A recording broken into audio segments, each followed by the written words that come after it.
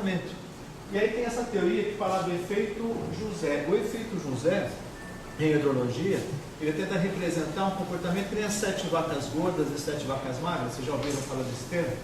O que são 7 anos de vacas gordas, né? No período que tem bastante abundância. E vacas magras, quando tem pouco, né? Tem falta.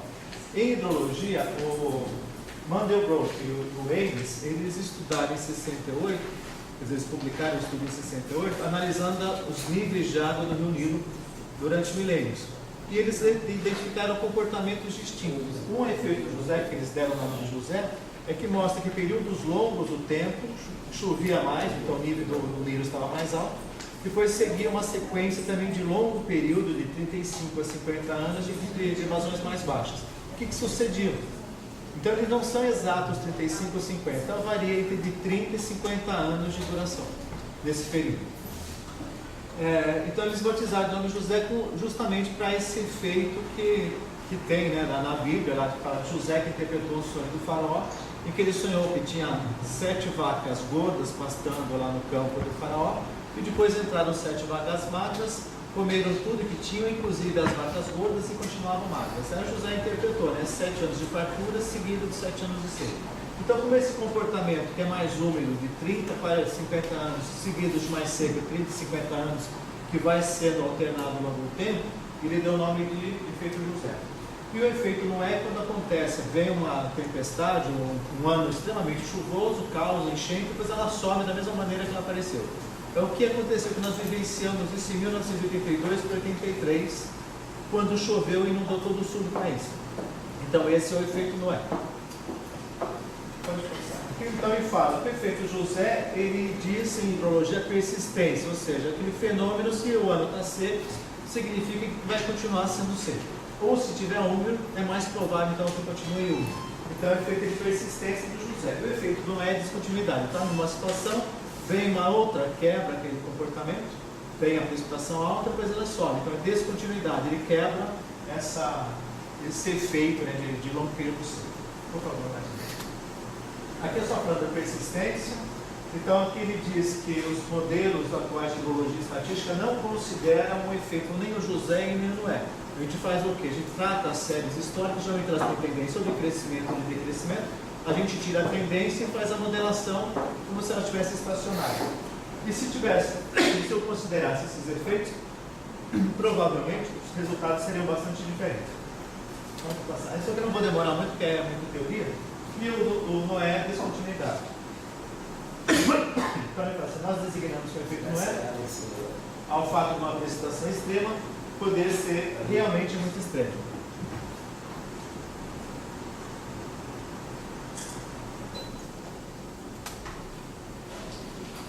Aqui ele fala que o efeito Noé e o efeito José são fases cíclicas. Então não é exato o ciclo de 35 a 50 anos, varia. Né? Então tem período que pode ter 30 anos, tem período que pode ter 50 ou 60 anos de duração. Então não se sabe exatamente o porquê. Aqui só fala de alguns exemplos, né? Aqui, Tuti Braga. O Braga ele deu uma palestra, uma entrevista essa semana na Bandeirantes, não sei se quem viu. Que desde 70 as regiões centro-oeste, sul e sudeste apresentam vazão média cerca de 30% superior ao período anterior. Então, o período da década de 35, começando em 36 até 69, foi o período mais seco da história, se a gente for verificar na nossa região. E depois da década de 70, as precipitações começam a aumentar. E as vazões nos rios subiram em torno de 30% a partir da década de 60. Então, os mais antigos, vão lembrar, pelo menos eram crianças, né? Que até a década de 70 nós tínhamos problema com abastecimento público. São Paulo, a grande São Paulo, só 50% da população tinha água e esgoto. A maioria era cisterna e fossa séptica. Só a partir da década de 70, do grande investimento, é que começa a haver então, atendimento de toda a população. Aqui fala que simultaneamente, como aqui aumentou as vazões mais ou menos 30%, na África subsaariana elas diminuíram. Mais ou menos nessa magnitude. Por isso que é o empobrecimento da África. Então, se esses são cíclicos, agora a gente deve entrar num período longo de baixas precipitações e talvez na África subsaariana comece a chover mais. Talvez eles teriam menos problema com enchentes. E aqui ele fala de outros valores, outros lugares, como a vazão do Rio Paraguai, comparando com Vitória. Quando aqui sobe, uma desce. Quando lá sobe, aqui desce. É uma gangorra, né? Uma compensa a outra. Então existe compensação no globo desse efeito. Quando chove mais agora, pode inverter. Vai chover menos aqui, vai chover mais em outro lugar. Esse aqui é um posto pluviométrico do IAC, está bem no coração do PCJ, que a gente trabalhou com os estudos, né, do Cantareira para o consórcio PCJ para ajudar na discussão da renovação da prova inicial. Então, se vocês forem ver aqui, ó, desde 35 até setembro, é o período mais seco da história. Antes disso aqui, ó, chovia mais, a variação era bem maior, aqui ele é bem baixo, a média seria mais baixa do que essa reta, que é essa de um período. E após a década de 70 para cá, ó, ocorre as chuvas maiores. E nos últimos anos ela fica bem próxima da média, de longo período. Então, períodos, dados que existiam quando foi criado o Cantareira, já que a discussão aqui de São Paulo e Cantareira, ela foi projetada aqui no meio de 60. Os dados disponíveis eram de 42 até esse período aqui. Ó. Então, foi pego para dimensionar o período mais seco da história. Dos 35 anos mais secos, pegaram 22 a 27 anos mais seco de precipitação. Isso significa que os reservatórios foram dimensionados para uma situação de baixas precipitações que, por sua vez, provocavam baixas vazões. Então, ele foi subdimensionado quando a gente começa, a partir da década de 70, a chover mais. O que aconteceu, então, com o Cantareira, com a renovação? Ele foi projetado para regularizar uma vazão de 33 metros cúbicos por segundo, para essa situação seca.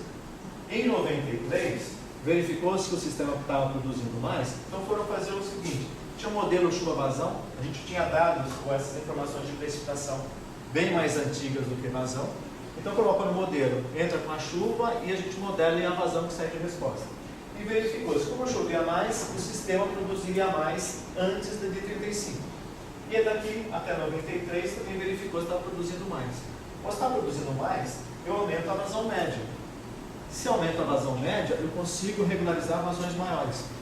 Em 2003 para 2004, quando teve a renovação da autora do Cantareira, a ANA e o DAE também fizeram a simulação dos últimos 10 anos, de 93 até 2003, e verificaram que estava chovendo mais.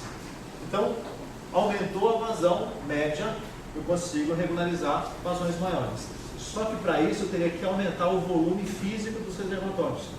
E isso não foi feito com o alteamento dos reservatórios. Eles fizeram mudando o nível de operação. Baixaram o nível mínimo operacional e sacrificaram o volume de espera, para que ele conseguisse armazenar o máximo possível de vazões, ou de volume, armazenar o máximo possível de vazões, para possibilitar a regularização de vazões maiores. Mesmo assim, o volume que se chegou, ele é insuficiente para regularizar a vazão de 36 metros cúbicos por segundo, como ele está otorgado. Nós fizemos as modelações e ele conseguiria, com esse ajuste de nível de operação, regularizar em torno de 34 metros cúbicos por segundo. Aqui um exemplo, aqui eu tenho a precipitação por ano, aqui quanto mais aumenta, e aqui a frequência observada. Então, de 40 a 75 é essa vermelha. Então, se eu pego esses 30 anos, eu teria essa distribuição de frequência das precipitações. Quando eu pego de 40 a 2001, verificamos que tem um deslocamento para cá, ou seja, chove mais. Se eu pegasse de 75 a 2011, ela teria uma terceira curva, que é mostrando que houve um aumento de 20 a 30% a mais das precipitações a partir da década de 70. Então, para fazer a regularização de vazões, o que a gente usa? Isso aqui é variação sazonal. Aqui o período chuvoso, o período seco, chuvoso e seco. Então, isso aqui é a vazão que a gente observa no rio. Quando está chovendo, a vazão aumenta, no período seco diminui. Então, se eu adoto a linha da vazão média, eu consigo armazenar este volume a mais incidente, eu reservo no reservatório para usar no período seco. Quando a produção natural é baixa, eu consumo o volume do reservatório. Então, eu consigo atender uma vazão regularizada. A partir, então, da década de 70, começou a chover mais, essa linha de vazão média, ela subiu. Então, eu consigo regularizar vazões maiores do que essa daqui. Só que, para isso, eu preciso de volumes maiores. Só que os volumes não foram aumentados. Então, eu teria aqui, naquela capacidade, eu teria só aqui um volume menor. Então, eu não consigo atender essa vazão a mais que foi otorgada. Aqui é o sistema Cantareira, né, que é composto das diferentes bacias, aqui Jaguari, Jacareí, túnel 7 transfere água do Jaguari, do Jacareí, né? Jacareí para o Cachoeira, do Cachoeira para Atibaia, e daqui vem para o Paiva Castro, bombeia para o Águas Claras e vai para Baía de Guaraú. E aqui são as outras bacias, né? Então, da Baía de Jundiaí, que é da bacia cima. O sistema cantareiro então, ele foi idealizado na década de 60 e ele foi dividido em duas fases de construção. A primeira fase, com capacidade de 11 metros cúbicos por segundo, as obras iniciaram em 67. Então, os dados que eu tinha disponível para fazer dimensionamento eram de 42 para frente, dados de vazão. A precipitação era mais antiga. E ela concluiu em 74. Então, nessa primeira fase, construíram o reservatório de Águas Claras, o Rio Paiva Castro, represas de Atibainha e Cachoeira. E na segunda fase, por isso que a outorga ela findou em 2004 e depois teria que ser feita a renovação esse ano de 2014, porque deu 30 anos a renovação. O outorga era de 30 anos, renovado, aí foi renovado por 10 anos, findava nesse ano de 2014 e que foi postergado para o ano que vem. Então, 74, 2004 findou. A segunda fase de construção dos reservatórios Jaguari e Jacareí, ela iniciou em 77 e ela terminou em 82. No verão de 82 para 83, ou no final de 82 e início de 83, teve aquele fenômeno El Niño em todo o sul do país que deu aquelas enchentes. Esse reservatório aqui, esses dois, eles têm 82% do volume do sistema cantareiro. Eles encheram em menos de um ano. Em condições normais, de normalidade, ele levaria de 4 a 6 anos para encher esse reservatório. Porque o total precipitado aqui foi praticamente o dobro da média anual de precipitação. Então choveu 2 anos e 1 ano apenas. Então ele encheu uma única precipitação. É parecido como nós estaríamos agora, né? Com o reservatório completamente vazio, aí vem a chuva, o dobro da média. Aí você consegue encher o reservatório. Caso contrário, continuar chovendo muito baixo, os níveis do reservatório só continuam baixando, só que nós vamos chegar no ponto de não ter mais água no sistema. A capacidade total projetada para o período era de 33 metros cúbicos por segundo. Então, até 2004, o volume útil operacional do sistema era de 765,71 hectômetros. Quando chegou em 2003, um ano antes da renovação da outorga, também tivemos uma seca. E chegamos a 3%, 3,5% do volume. Mas esse 3,5% era para o nível mínimo operacional, que do mínimo até a tomada d'água ainda tinha 20%. Então, na renovação da outorga de 2004 para 2004, quando ela passou aqui até 2004, mas quando foi feita a renovação em agosto, ele passou a 978,50, foram incorporados 15% deste volume até a tomada d'água. Tinha até a tomada d'água, do mínimo operacional até a tomada d'água, tinha 20%. Incorporaram 15% e aí ficou só 5% do volume acima da tomada d'água. Por isso que aumentou o volume útil operacional aqui. E a partir de 2010, verão de 2009, 2010, depois de 2010 e 2011, teve enchente e que foram afogadas a bacia do PCJ. Então, a partir daí, eles reduziram um pouco o volume, o nível máximo operacional, para aumentar um pouco o volume de espera, para diminuir os efeitos de enchente ajusante quando viesse a enchente. E foi prevista, né, a construção de curvas de aversão ao risco para gerenciar o volume do reservatório, ou seja, a vazão máxima que eu posso retirar do reservatório, ele vai depender do nível que tem médio por mês. Então, dependendo do nível, para cada mês eu tenho o máximo de retirada. E essa carga ela não foi utilizada nesse ano. Simplesmente ignoraram a carga, por isso que acelerou o decaimento, né, no rebaixamento dos reservatórios. E esse banco de águas é que atrapalhou tudo, né? Seria uma economia de água e quando você precisasse, você teria essa água que você poupou para utilização. Só que o volume não é suficiente para regularizar a vazão de 36, muito menos ela tem espaço para guardar, para reservar, para criar esse banco de águas, essa poupança. Essa água já tinha sido consumida pelo Alto Tietê. É a mesma coisa, eu tenho um balde de 5 litros e eu tenho uma caixa de 200. Eu quero guardar esses 200 nesse balde de 5 litros, eu consigo? Não. Não deve. Eu faço o que eu coloco, virtualmente ele está lá guardado, mas fisicamente ele não existe. Isso foi o banco de águas. Então, no início do ano, quando diminuíram as precipitações, a Sabesp continuou tirando 36 metros cúbicos por segundo do reservatório E ela não poderia por causa da carne. A carne limitaria a 29 em fevereiro. Ela tirou 36, acelerou o decaimento porque estava falando que as chuvas iriam voltar à média. Então, quando a gente trabalha com evento natural, chuva, por exemplo, a gente não pode trabalhar em média, porque a média não representa nada. Porque de um ano para outro, as precipitações elas variam muito. Ou vem muito acima da média, pode vir muito abaixo, pode vir próxima à média. Dificilmente ocorre a média. Ela sempre oscila para cima e para baixo.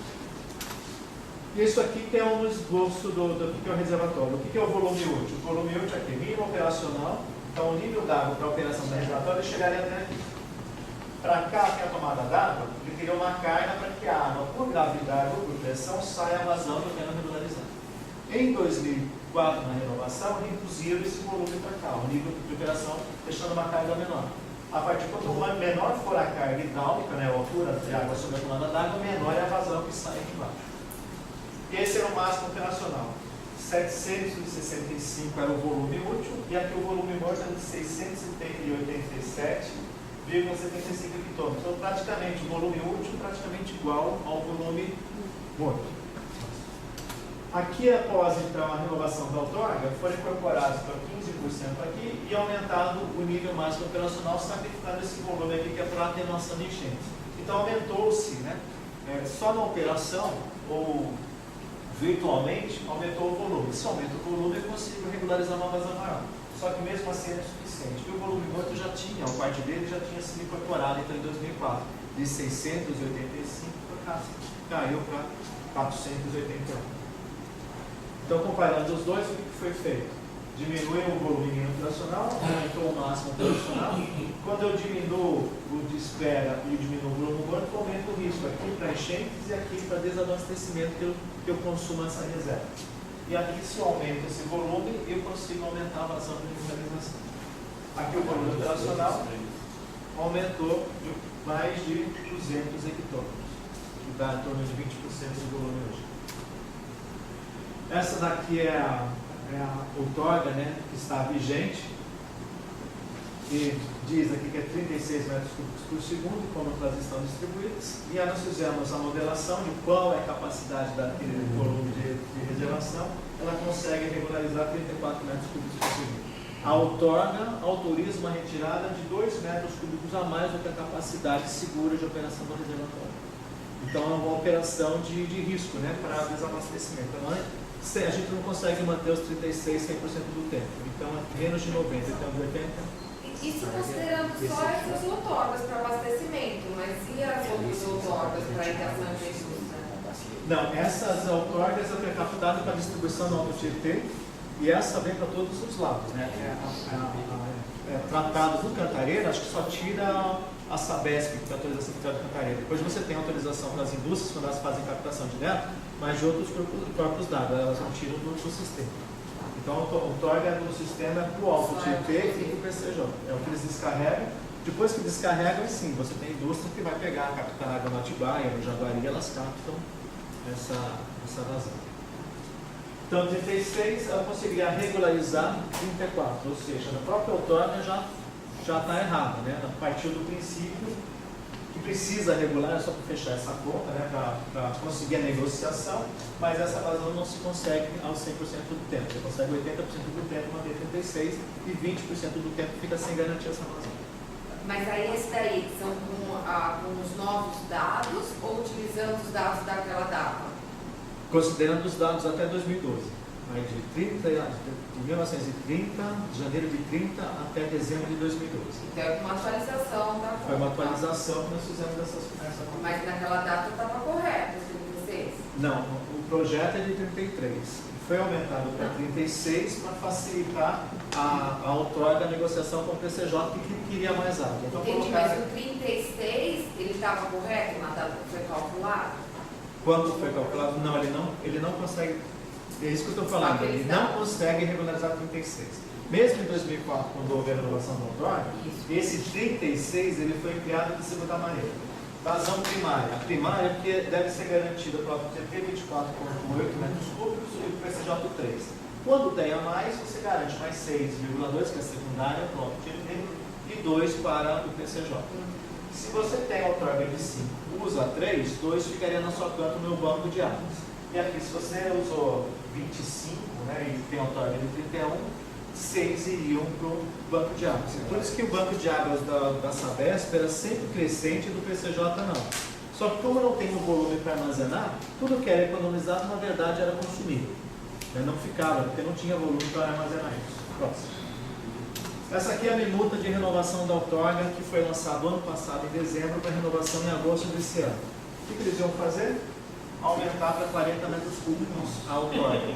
Tirando da onde? Então, por quê? Porque nos últimos 10 anos, de 2004 até 2012, o sistema produziu de 39 a 40 metros cúbicos por segundo. A Sabesp tirou 39 a 40 metros cúbicos por segundo. A outorga é de 36. Onde que ficou essa vazão a mais? Sumiu, ela não aparece em lugar nenhum. Isso a gente verificou na modelação. Ou seja, o sistema produziu mais, ninguém falou nada, o excedente ela entra no Alto Tietê e ela some. Ela não pode entrar na contabilidade porque ela é ilegal, não pode tirar mais do que está otorgado. Ela some com uma redução de perdas. Por isso que hoje nós temos, né, vários valores para perdas, 19, depois vai para 26, para 32, ninguém sabe quanto que é a perda, porque é isso, era mais barato acrescentar 1 metro cúbico a mais na rede para ser perdido por vazamento do que procurar para vazamento e acabar com ele.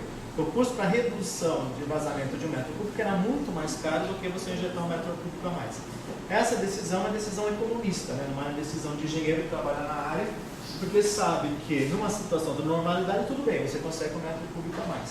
Na seca você não tem nem 1 metro cúbico para perder e o que está perdendo ele passa a ser muito pesado, né? O prejuízo é muito grande e tem várias consequências muito grandes, são econômicas, sociais, ambientais e também sanitárias, né? Com a falta de água e também no desabastecimento. Aqui é o ciclo, né? Agora a gente tentar entender o que aconteceu, por que choveu mais, por que chovia menos e agora qual é a tendência talvez de chover menos também. Então a gente trabalha com o ciclo hidrológico. O ciclo hidrológico, qual que é a fonte de energia do ciclo hidrológico? Calor. É o calor do sol, a energia do sol. Então nós temos o sol, que é a nossa fonte que alimenta, né, a energia que chega na Terra.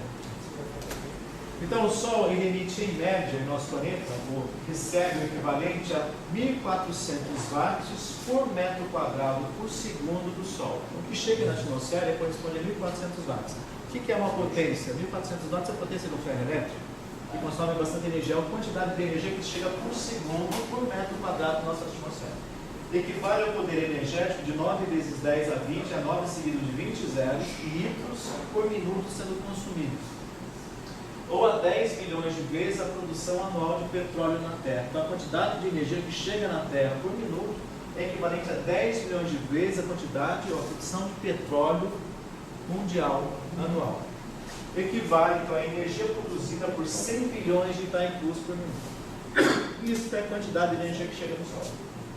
Então a emissão de 1.440 watts por metro quadrado por segundo é apenas uma média, porque ela varia. Não varia.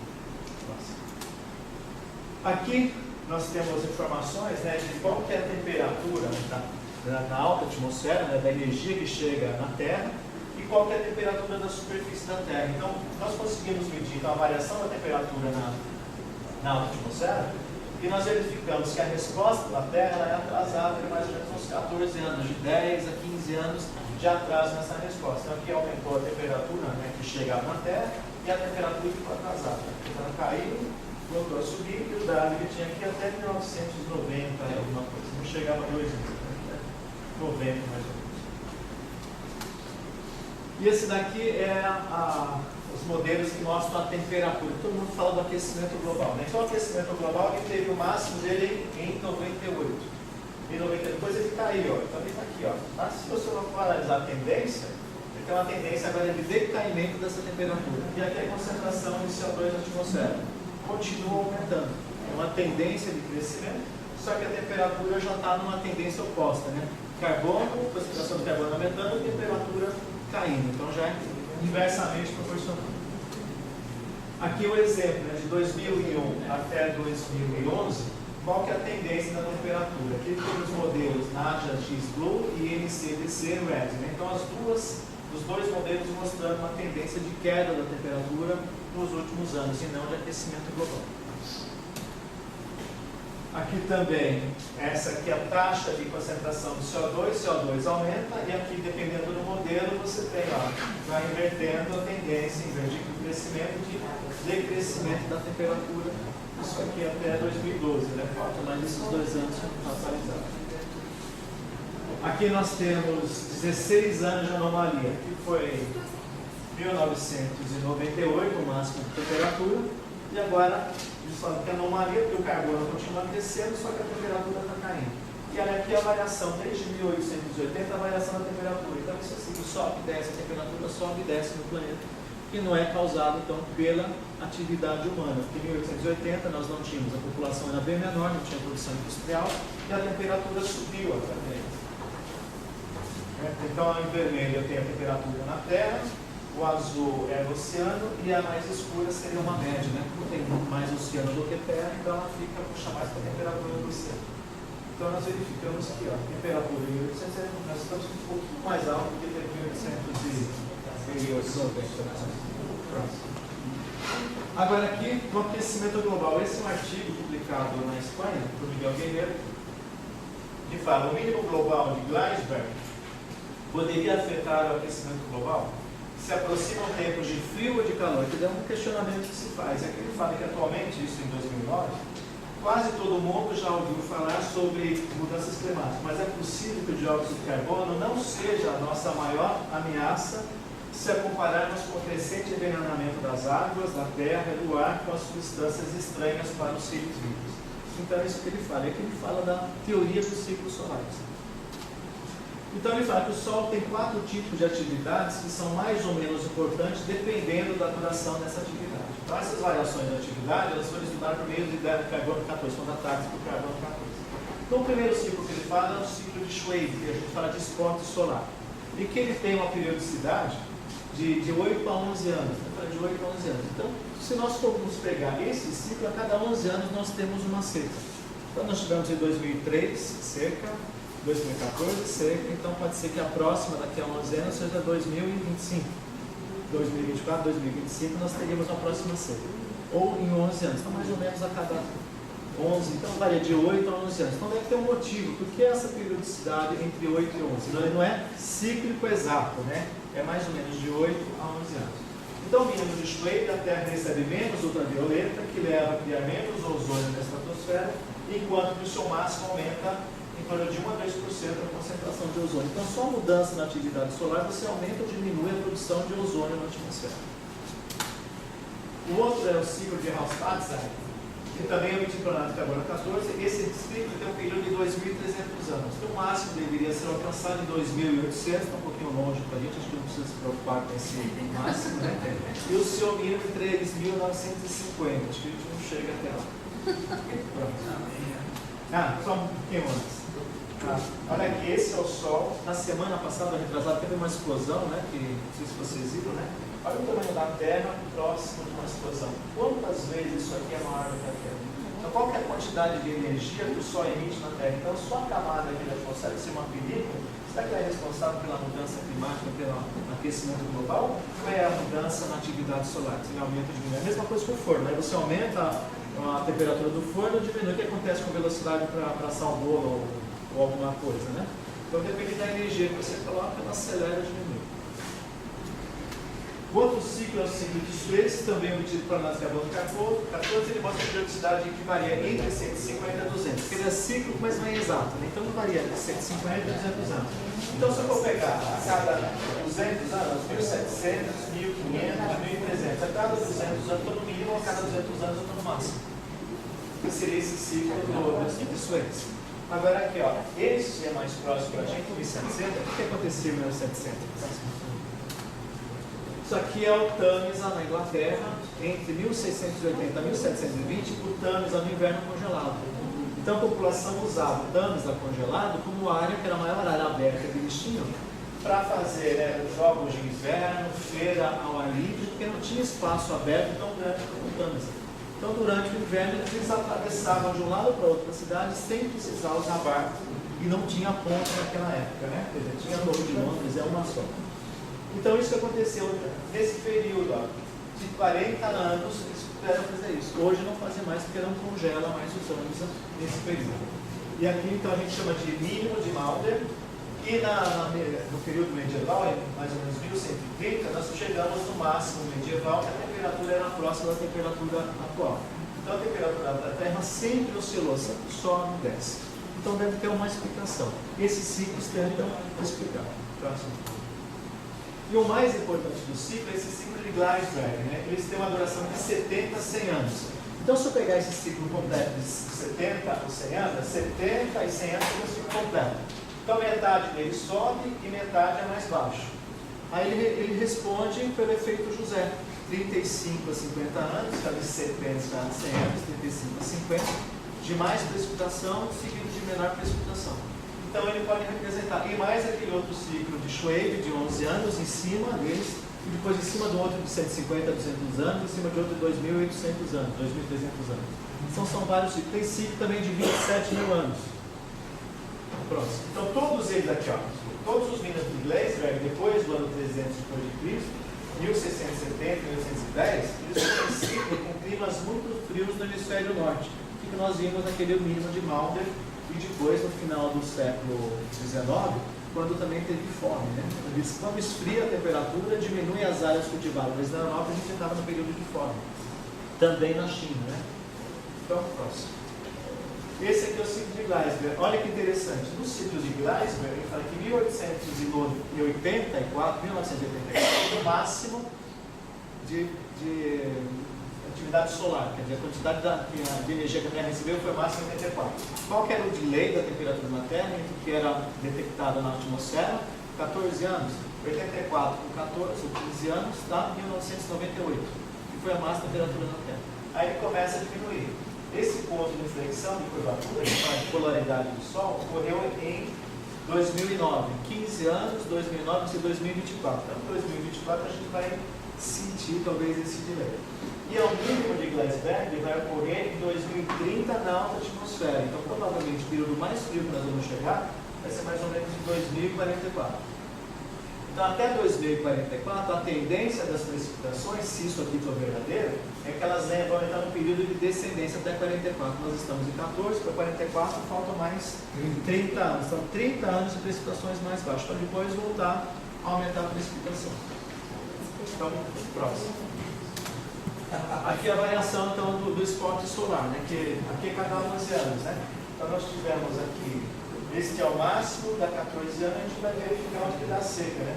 Está ali nos 2014, com esse traço depois ou de 2003 com o outro, né? Que é um pouquinho defasado, só que é na alta atmosfera.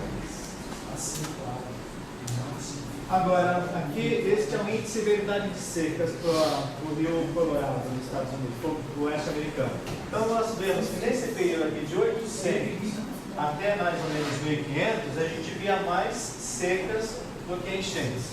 E depois de 1500, a gente vê mais azul do que vermelho. Então a gente consegue ver essa oscilação. Um ciclo de longo período, de 800 até 2000, pelo menos 400 anos de ciclo. E os outros aqui são menores. Menores sobrepostos. Aqui também, oscilação decadal do Pacífico. A gente consegue ver uma oscilação desse tipo e uma menor aqui sobreposta. São vários ciclos. Aqui também, ó. Seria a oscilação decadal do Pacífico, passado e predito, né? Da oscilação pacífica e decadal oscillation. Então, esquenta, esfria, esquenta, esfria. Então, a tendência aqui, ó, vai esfriar. Nós estamos em 2014, por aqui. A tendência de esfriar. Então, o que deve acontecer é nós passamos por um período mais longo seco. Passamos por chuvas maiores. Até a década de 70 não chovia menos, era mais frio. Aumentou a temperatura, 40 anos chovendo mais. E agora, caindo a temperatura, provavelmente a gente vai passar por algum período também com chuvas mais baixas na nossa região, mas deve aumentar em outro lugar. Isso daqui é as vazões do Rio Colorado. O vermelho eu digo que foi observado. E o que está em azul foi recuperado por técnicas de carbono 14. Então você verifica, olha, que as vazões do ciclo têm longos períodos, até de 1000 anos a 200 anos, estava só. Depois ficou longo um período mais baixo, depois sobe, vai descendo. Próximo. Aqui é a mesma coisa, só que aqui eu brinquei com frequências, né? com com senoides. Colocando o senoide com um período de 11 anos, mais ou menos, outra de 45, 80 anos e outra de 200, 150, 200 anos. Então, as três aqui. Eu sou para sair desse monte de coisa que a gente vai entender, eu somei mais 100. Olha o comportamento quando a gente soma ciclos de períodos diferentes. Não exatos, não parece representar esse comportamento?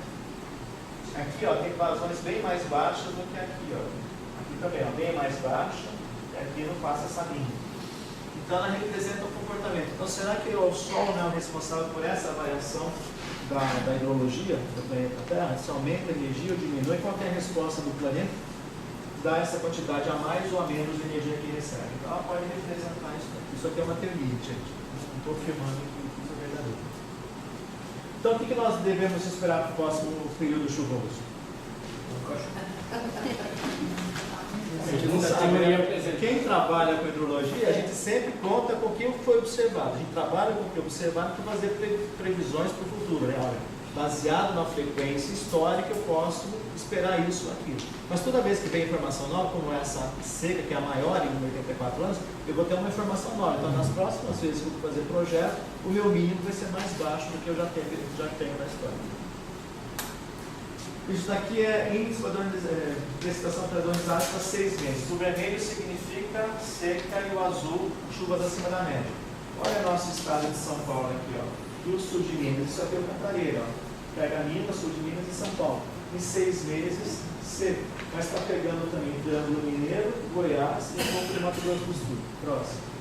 Isso aqui de 9 meses. Aqui São Paulo, a divisa com o Paraná você não tem problema, né? Então é um problema. Acho que teve uma briga pessoal entre São Pedro e São Paulo, porque olha, São Paulo não recebe água, Paraná para baixo tem mais problema, né? Então nós temos que resolver a disputa com Professor, mas a geografia da região não influencia o clima? Não, aqui nós temos serra, aqui é serra. Agora aqui não, você só cruza o rio Paranapanema, né? Ele vem para cá. Só não tem. E Rio de Janeiro também pega. O Rio de Janeiro também pega. O que acontece nessa região? É que tem uma zona de alta pressão, que é no Atlântico, então se aumenta a temperatura, então você tem a convecção no Equador, depois isso vai descer, então ele perde toda a umidade, então o Equador é úmido, porque tem a massa de convecção, a convecção térmica. Ela perde a umidade, então a massa seca ela vai descer e ela cai mais ou menos nos 30 graus. 30 graus, então dizer, a massa de ar seco é 30 graus, então é região de alta pressão. Região de alta pressão, o clima é seco. Então, os desertos da Terra estão mais ou menos a 30 graus, sul e ao norte. Eu procuro a 30 graus, vocês vão ver onde ficam os desertos da Terra, porque vem a descida da massa seca que subiu no Equador úmido, perdeu a umidade, então o Equador chove, então é zona, né, de convergência intertropical, e aí ela desce seca nos 30 graus, então é seca. Depois a parte desce e outra volta subindo. Então ela volta aqui na região de alta pressão é seca, região de baixa pressão é úmida. E depois de 60 graus ela sobe de novo. Então 60 graus é a região de tempo úmido, né, de clima úmido e frio. Então 30 graus quente e seco, 60 graus frio e úmido, e depois seco novamente nos 90 graus, que seriam os pontos. 30 graus é na linha dos trópicos. 30 graus é abaixo, o trópico é de 22 graus. Aqui, 30 graus daria mais ou menos aqui no Rio Grande do Sul. Só que ela fica, a alta pressão fica justamente no meio do Atlântico e a outra alta pressão fica no Pacífico. E a brecha entre as duas altas pressões é a América do Sul, é por onde sobem as frentes frias, porque ela tem duas muralhas de alta pressão. Então, onde a frente fria consegue, ou a massa polar consegue romper, onde a pressão é mais baixa. Então, é entre uma massa de alta pressão no Pacífico, no Atlântico, então ela sobe por aqui. Então, ela vem seguindo pela Argentina, ela entra pelo Mar da Plata e vem para cá. Aí ela circula, né? A pressão que ela circula e aqui ela volta para o oceano. Antes do sul da Bahia, agora não está virando de volta para o oceano. Mas e aquela outra teoria dos rios voadores, o desmatamento da massa ambiental? E eu não acredito nisso. A gente vai ver aqui. Aqui para 12 meses de novo, ó. 12 meses nós temos. Aqui já é o Cantareira, já diminuiu um pouco de chuva, né? Tem um pouco onde abastece o Cantareira. Próximo. Aqui para 24 meses, de novo, é São Paulo e Mato Grosso do Sul e parte de Minas Gerais sem água. Por isso que secou também aqui o São Francisco, né? As nascentes do São Francisco secaram justamente também pegando essa parte. Aqui é o mesmo índice, né, que nós estamos vendo de um mês para 3, para 6, para 9, 12, 24, só está aumentando o problema de estiagem. Agora, a resposta lá dos rios voadores, né, que você quer saber. 1953, Diário da Noite. O Diário da Noite, 24 de março de 53, a invasão de flagelados da seca no comércio urbano. Em 53 tinha seca no Nordeste e os flagelados da seca, capitalizados pelo padre, entram no comércio surubim pedindo comida, que estavam morrendo de fome. Morria-se de fome pela seca em 53. Em 53, na Europa, a enchente, principalmente na Holanda, ela ficou 1/3 de todo o seu território debaixo da água, e a partir dali, dessa enchente, que teve mais de 3 mil mortes, dezenas de milhares de casas perdidas, e eles decidiram então construir toda aquela proteção que eles têm contra a enchente. Então, depois de 53 é que começa 61, 60, 61, 70, 60, 61 aqui, 65, 70, não vai caber direito. Mas a partir dali eles começaram. Então a gente tem toda essa proteção aqui, ó, de diques no litoral. Próximo. Então 53, enchente, a seca no Brasil, no Nordeste, enchente na Europa. Próximo. 53, mudanças climáticas em 53, ameaça a produção de café no Brasil. No texto, o relatório do Tambui Coffee States afirma que também a nossa produção de algodão se encontra em perigo. Então, o que está transcrito aqui? Ó? No transcurso dos últimos 25 anos, em 53, 25 anos, você pega a década de 40 e a parte de 30 também, né? No transcurso dos últimos 25 anos, a queda média da chuva diminuiu bastante no sul do Brasil. No rico estado de São Paulo, a seca aumentou de modo alarmante desde 1940, que estava caindo a precipitação. Acrescento o informe que as duas explicações sobre a diminuição das chuvas no sul do Brasil são a derrubada das matas e um simples ciclo climático. Qual mata que era derrubada no Brasil em 53? Mata Atlântica. A Mata Atlântica. E a Amazônia? Era preservada, não tinha nem Transamazônica. Transamazônica foi construída na década de 70, são 20 anos antes. Então já se falava disso, que era a derrubada das matas. Então, como é que eu vou explicar que são os rios voadores? Onde estão os rios voadores então, em 53? Que a selva amazônica estava completamente preservada. Não tem explicação. Próximo. 2014, Brasil. E também em 53, também seca nos Estados Unidos, aqui na apresentação não tem. Brasil, 2014, Sudeste, Centro-Oeste e Nordeste com seca. É o que nós estamos vivendo hoje. A próxima. É o mesmo comportamento. Brasil aqui, Sudeste, Centro-Oeste e Nordeste. Seca, os nossos rios como é que estão. Isso aqui acho que é transitado. Próximo. 2014 no Nordeste brasileiro. Gado morrendo de sede. Próximo. 53 no Brasil, no Amazonas. 53. Estava seca no Nordeste, seca no Centro-Oeste e no Sudeste e enchente no Amazonas em 53. 53 no Amazonas. Próximo. 2014 no Amazonas. Tem outras fotos aqui, como está em PDF, não aparece, não sobrepõe. Esse ano teve enchente no Amazonas. E há 4 anos atrás teve aquela seca no Amazonas. Próximo. 2014, enchente no Amazonas. Próximo. Enchente no Amazonas. Próximo. Califórnia, 53. 53 estava seco. Próximo. 53, ó, desolado, né? Seco. 2014, seco. Mais. Europa, 2014, teve enchente na Europa esse ano. Foi a máxima enchente aqui, ó, do oeste europeu nos últimos 100 anos. Nós estamos na nossa pior seca dos últimos 84 anos. E teve enchente também na Grã-Bretanha, morreram 54 pessoas por causa da enchente da Grã-Bretanha em 53. E aqui, ó, na Holanda, teve aquela enchente que eu mostrei agora há pouco, foram 3 mil mortes e mais dezenas de milhares de desabrigados. Europa, 2014, enchente. Próximo também. Aqui, ó, maior tormenta aqui na Bretanha, passou aqui, ó, passou pela Alemanha e ficou mais no leste europeu. Próximo. A de Northern Europe, quer dizer, no Nordeste europeu, sobre a pior tormenta desde 1953. Ela tem quantos anos? São 61 anos, 53 para 2014, são 61 anos. Próximo. Olha aqui, ó, aquele que eu falo da circulação atmosférica. Então, nessa região azul, é onde eu tenho o que? A convergência, a gente fala convergência intertropical, né? Que é intertropical. É aqui onde recebe maior energia no Equador. Então é mais quente, tem aquele convecção, a massa de ar quente sobe, condensa, chove. Então nessa região aqui, ó, ela é úmida, quente e úmida. Quando ela sobe, ela fica seca, ela vai cair a mais ou menos 30 graus. Então aqui é 30 graus, alta pressão no Oceano Pacífico, alta pressão no Atlântico. E aqui alta pressão aqui, ó, próximo da Austrália. Isso em janeiro. Em julho, como a Terra é inclinada, então aqui está o Sol, a Terra está aqui. Quando ela vai para o outro lado, inverte, né? Nós estamos entrando no verão, né? Próximo do verão, nós estamos na primavera, vamos entrar no verão. E no hemisfério norte eles estão no outono, que vão entrar no inverno. Então eles estão no oposto. Então o que acontece? Essas regiões, elas sobem e descem sazonalmente. É isso que define o nosso clima. Que o nosso verão é quente e chuvoso e o nosso inverno é seco. Por que o nosso inverno é seco? Porque essa região de alta pressão no inverno, ela invade aqui, ó. Então ela resseca, a alta pressão não tem chuva. E o que aconteceu esse ano? Essa região aqui de baixa pressão para cá, ela sobe, né? Ela sobe, então ela pega o sudeste e pega o nordeste. Por isso que nós temos secas. Então o que define se está chovendo mais ou menos é um macroclima global definido pela circulação atmosférica.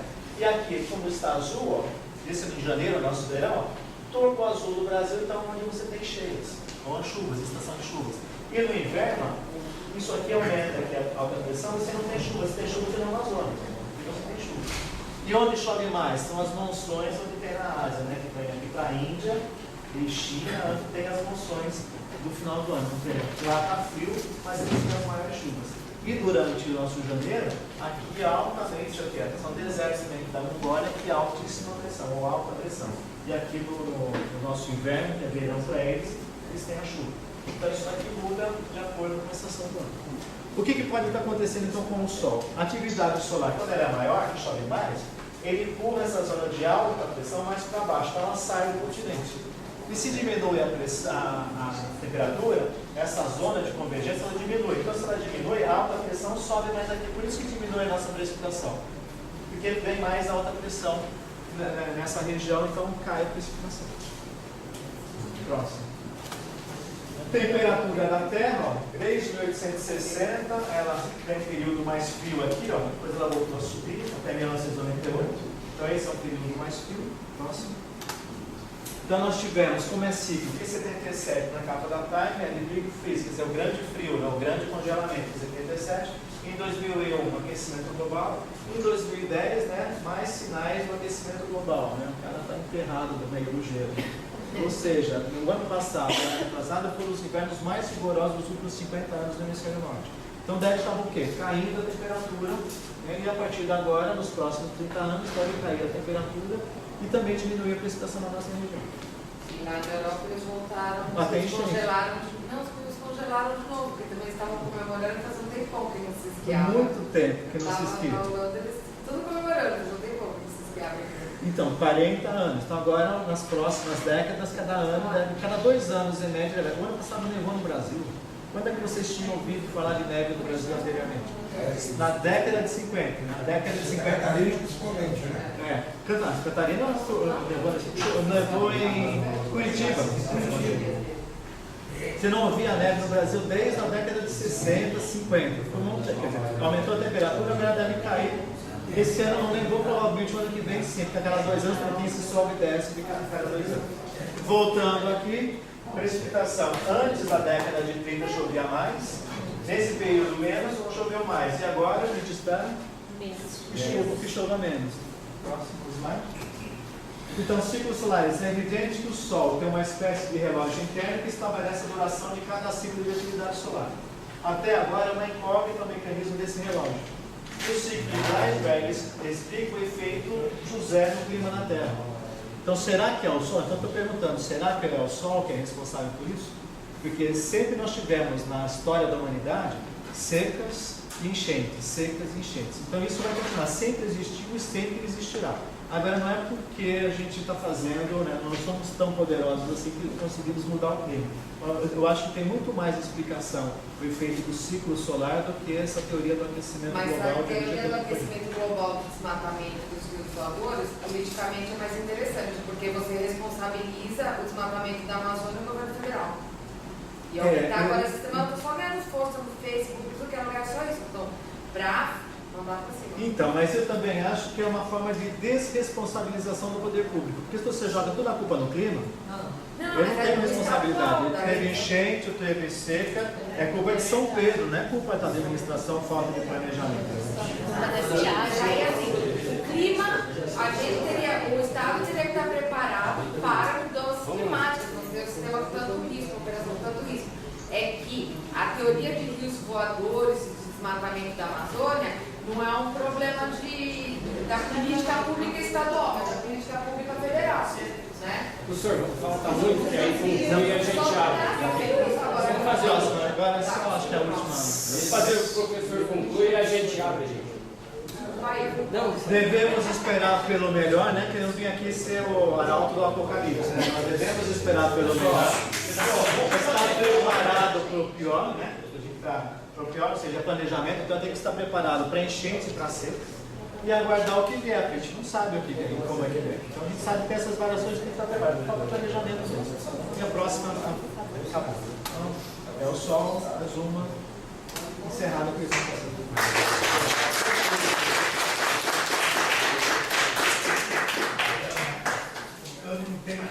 Perguntas. Vamos fazer. Perguntas, tem um monte. Gente, vamos. Marcar tempo.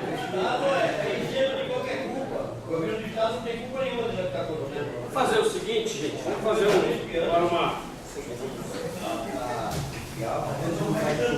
Aí a gente faz uma rodada agora.